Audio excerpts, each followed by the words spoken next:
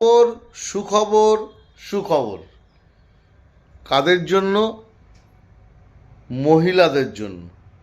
লক্ষ্মীর ভাণ্ডারে মমতাময়ী মমতার আবার 500 টাকা বৃদ্ধি করলেন এবং গ্রাম বাংলার শহরের প্রতিটা মহিলার এখন থেকে সাধারণ যারা তারা পাবেন 1500 টাকা, আর যারা এসটি এসসি তারা পাবেন 1700 টাকা।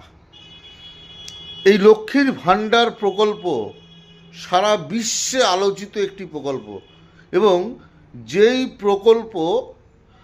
প্রকল্প একমাত্র মস্তিষ্ক প্রসূত মমতা ব্যানার্জির।